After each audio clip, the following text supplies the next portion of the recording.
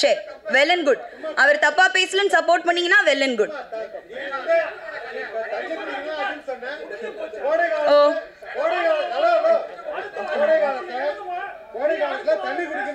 சரி. எல்லாரும் சொன்ன மாதிரி நான் வந்து போலீஸ் கம்ப்ளைண்ட் கொடுத்து அவர் பிடிச்சி ஜெயிலில் உட்கார வச்சிருந்தாலோ இல்லை அந்த நடிகரோட கன்னத்தை அந்த மேடையிலே பழுக்க வச்சிருந்தாலோ இது இங்கே வரைக்கும் வந்திருக்காது அப்படின்னு நான் நினைக்கிறேன். ஏன்னா வந்து அமைதியாகவே இருக்கிறதுனால நான் ரொம்ப பலவீனமானவள் அப்படின்னு நினச்சிட்டு உங்களை மாதிரியான சில ஆண்கள் உங்கள் பலத்தை என்கிட்ட காட்டணும் அப்படின்னு நினைக்கிறீங்களான்னு எனக்கு தெரியல. நான் ஏன் இது ரொம்ப கடந்து போயிட்டுருக்கேன்னா இது எல்லாத்தையும் விட ரொம்ப முக்கியமான விஷயங்கள், நல்ல நல்ல விஷயங்கள் என் வாழ்க்கையில் நடந்துட்டுருக்கு. அதில் நான் ஃபோக்கஸ் பண்ணிகிட்ருக்கேன். அதனால தான் இதை கடந்து போயிட்டுருக்கேன். அவர் பேரை தெரிஞ்சுக்கிறதுக்கு நான் ட்ரை பண்ண குரூப்பில் தான் ஃபார்வர்ட் பண்ணியிருந்தாங்க. நான் வந்து சின்ன வயசில் நான் பேச்சு போட்டியில் டிஸ்ட்ரிக்ட் லெவலில் ஃபர்ஸ்ட் ப்ரைஸ் எல்லாம் வின் பண்ணியிருக்கிறேன் சார். உங்களுக்கு ஒர்க் எத்திக்ஸ் அப்படின்னா என்னன்னு தெரியுமான்னு எனக்கு தெரியல. ஆனால் நான் விவரம் தெரிஞ்ச வயசுலேருந்து மேடை ஏறி மைக் முன்னாடி நிற்கிறதால நான் அழகான தமிழ் வார்த்தைகளை தான் பயன்படுத்துவேன் அப்படின்னு எப்போவுமே எனக்கு ஒன்று இருக்கும். இதே கேள்வியை ஒரு பெரிய நடிகையை பார்த்து கேட்கும் திராணி நமக்கு இல்லை அல்லவா? பின் ஏன் எளிய பெண்களிடம் தன் பெண் மை இருக்கும் தைரியத்தில் கேட்க வேண்டும்? இன்று இந்த கேள்வி சமூக ஊடகம் எங்கும் ஒலிக்கிறது. இந்த கேள்வி ஒரு பத்திரிகையாளரின் கேள்வியாக பார்க்கப்படாது, ஒட்டுமொத்த தமிழக ஊடகத்தினரின் கேள்வியாக தானே பார்க்கப்படும். புரியுதா?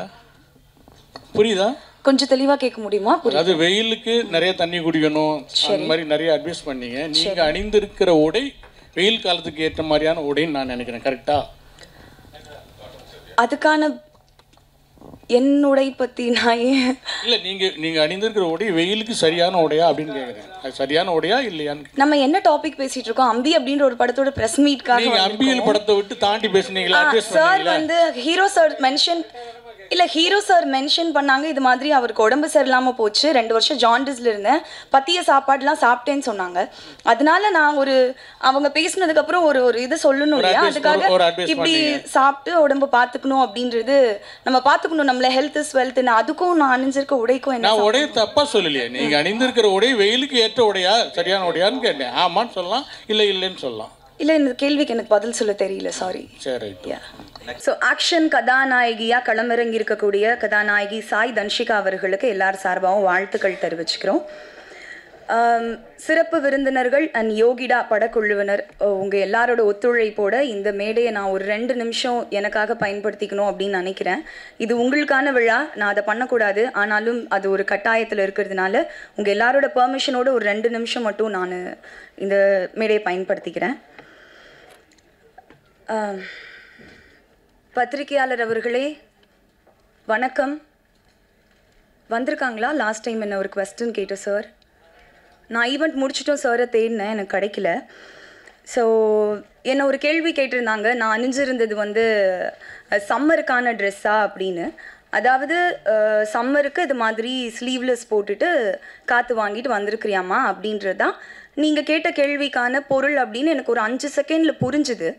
ஆனால் நான் வந்து அந்த இடத்துல கோவப்படுறதா இல்லை தொகுப்பாளினியா மேடை நாகரிகம் கருதி அமைதியாக பதில் சொல்கிறதா அப்படின்ற குழப்பத்திலேயே நான் அந்த இடத்த கடந்து போயிட்டேன். அதுக்கப்புறம் நான் வெளியே வந்து உங்களை தேடினேன், நீங்கள் இல்லை. எல்லாரும் நான் உங்களை சரியாக உங்களுக்கு பதில் சொன்னேன்னா என்னன்னு எனக்கு தெரியல, ஆனால் மக்கள் எல்லாம் உங்களுக்கு ரொம்ப அழகான பதில்களையும் கேள்விகளையும் கேட்டிருந்தாங்க. அதை விட தாண்டி சக பத்திரிகையாளர் ஒருத்தர் ஒன்று எழுதியிருந்தார் அந்த விஷயத்தை பற்றி, அதை இங்கே படிக்கணும் அப்படின்னு ஆசைப்படுறேன். எப்படி உடை அணிய வேண்டும் என்பதை அணியும் பெண்கள் தான் தீர்மானிக்க வேண்டும், பார்க்கும் கண்கள் தீர்மானிக்க கூடாது. அதிலும் பொறுப்பும் அனுபவமும் மிகுந்த ஒரு பத்திரிகையாளர் ஒரு பெண் தொகுப்பாளரின் உடை குறித்து இன்று சபையில் கேட்ட கேள்வி ஊடக அறத்தை கேலி கூத்தாக்கிவிட்டது. இதே கேள்வியை ஒரு பெரிய நடிகையை பார்த்து கேட்கும் திராணி நமக்கு இல்லை அல்லவா? பின் ஏன் எளிய பெண்களிடம் தன் பெண் மை இருக்கும் தைரியத்தில் கேட்க வேண்டும்? இன்று இந்த கேள்வி சமூக ஊடகம் எங்கும் ஒலிக்கிறது. இந்த கேள்வி ஒரு பத்திரிகையாளரின் கேள்வியாக பார்க்கப்படாது, ஒட்டுமொத்த தமிழக ஊடகத்தினரின் கேள்வியாக தானே பார்க்கப்படும். நாம் எரியும் கற்களை இயற்கை நமக்கே திருப்பி அனுப்பும் அப்படின்னு ஒரு பத்திரிகையாளர் எழுதியிருந்தாரு. அவருக்கு ரொம்ப நன்றி. அவர் பேரை தெரிஞ்சுக்கிறதுக்கு நான் ட்ரை பண்ண குரூப்பில் தான் ஃபார்வர்ட் பண்ணியிருந்தாங்க. நான் வந்து சின்ன வயசில் நான் பேச்சு போட்டியில் டிஸ்ட்ரிக்ட் லெவலில் ஃபர்ஸ்ட் ப்ரைஸ் எல்லாம் வின் பண்ணியிருக்கிறேன் சார். உங்களுக்கு ஒர்க் எத்திக்ஸ் அப்படின்னா என்னன்னு தெரியுமான்னு எனக்கு தெரியல. ஆனால் நான் விவரம் தெரிஞ்ச வயசுலேருந்து மேடை ஏறி மைக் முன்னாடி நிற்கிறதால நான் அழகான தமிழ் வார்த்தைகளை தான் பயன்படுத்துவேன் அப்படின்னு எப்போவுமே எனக்கு ஒன்று இருக்கும்.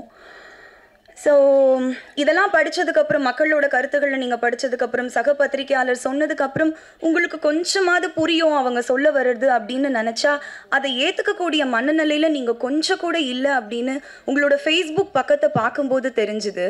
அந்த கேள்வியை ரொம்ப நியாயப்படுத்தி, ரொம்ப அபத்தமான விளக்கங்கள் கொடுத்து, ரொம்ப வக்ரமான சொற்கள் அங்கேயும் நீங்கள் பயன்படுத்தியிருந்தீங்க. அதை பார்க்கும்போது எனக்கு வந்து நீங்கள் ஏன் இப்படி பண்ணுறீங்க, மாற மாட்டிங்களா, புரியாதா அப்படின்லாம் எனக்கு கேட்க தோணல. ரொம்ப வருஷமாக கேட்குறாங்க. எனக்கு இருந்த ஒரே கன்சர்ன், உங்களோட அடுத்த தலைமுறைக்கு நீங்கள் என்ன மாதிரியான மாரல்ஸையும் எத்திக்ஸையும் வேல்யூஸையும் கடத்துவீங்க அப்படின்றதான் என்னோட ஒரே எண்ணமாக இருந்துச்சு. ஸோ இதுக்கெல்லாம் ஆரம்ப புள்ளி நான் எங்கே பார்க்குறேன் அப்படின்னா, பல மேடைகளில் ஒரு வெற்று விளம்பரத்துக்காக கோமாளித்தனமான நடவடிக்கைகளில் ஈடுபடக்கூடிய ஒரு நடிகர் என் கழுத்தில் மாலை போட ட்ரை பண்ண அப்போவே எல்லாரும் சொன்ன மாதிரி நான் வந்து போலீஸ் கம்ப்ளைண்ட் கொடுத்து அவர் பிடிச்சி ஜெயிலில் உட்கார வச்சுருந்தாலோ, இல்லை அந்த நடிகரோட கன்னத்தை அந்த மேடையிலே பழுக்க வச்சுருந்தாலோ இது இங்கே வரைக்கும் வந்திருக்காது அப்படின்னு நான் நினைக்கிறேன். ஏன்னா வந்து அமைதியாகவே இருக்கிறதுனால நான் ரொம்ப பலவீனமானவள் அப்படின்னு நினச்சிட்டு உங்களை மாதிரியான சில ஆண்கள் உங்கள் பலத்தை என்கிட்ட காட்டணும் அப்படின்னு நினைக்கிறீங்களான்னு எனக்கு தெரியல. நான் ஏன் இது ரொம்ப கடந்து போயிட்டுருக்கேன்னா, இது எல்லாத்தையும் விட ரொம்ப முக்கியமான விஷயங்கள், நல்ல நல்ல விஷயங்கள் என் வாழ்க்கையில் நடந்துட்டுருக்கு. அதில் நான் ஃபோக்கஸ் பண்ணிகிட்ருக்கேன். அதனால தான் இதை கடந்து போயிட்டுருக்கேன். ஸோ நான் கேள்விப்பட்டேன் சார், உங்களுக்கு 50-60 வயசு கடந்துருச்சு, நீங்கள் வந்து பணி நிறைவு காலத்தில் இருக்கீங்க, ரிட்டையர் ஆக போகிறீங்கன்னு கேள்விப்பட்டேன். ஒன்றும் இல்லை, ஒன்றும் பிரச்சனை இல்லை. இது ரொம்ப ஈஸியான ஒரு விஷயந்தான். ஆரோக்கியமான உணவு பழக்க வழக்கங்களுக்கு மாறுங்க. ஒரு நாளைக்கு 3 லிட்டர் தவறாமல் தண்ணி குடிங்க. நடைப்பயிற்சியோ யோகாவோ தியானமோ ஏதாவது ஒரு வகுப்பில் சேருங்க. இயற்கையை ரசிங்க. சந்தோஷமாக இருங்க. பாசிட்டிவான விஷயங்களை பேசுங்க. இது சீக்கிரமாக சரியாயிரும் அப்படின்னு நான் நினைக்கிறேன். ஸோ இதை பற்றி வந்து நபிகள் நாயகம் ஒன்று சொல்லியிருக்காரு. அதோடு சொல்லி முடிச்சுடுறேன். ஒருவருக்கு பரிசுத்தம் வேண்டுமானால் அவர் தீங்கு விளைவிக்காத வார்த்தைகளை பயன்படுத்த வேண்டும். அன்னைக்கு அவங்க பேசும்போது ஒருத்தர் கூட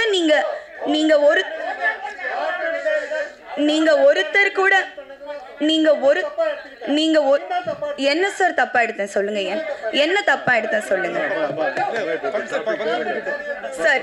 சம்மருக்கு நீங்க போட்டிருக்க இங்க இவ்வளோ பேர் பேசுறீங்களே, அன்னைக்கு ஒருத்தர் கூட நீங்க அவர் தப்பா பேசலையா? சரி, வெல் அண்ட் குட். அவர் தப்பா பேசலன்னு சப்போர்ட் பண்ணீங்கன்னா வெல் அண்ட் குட். ஓ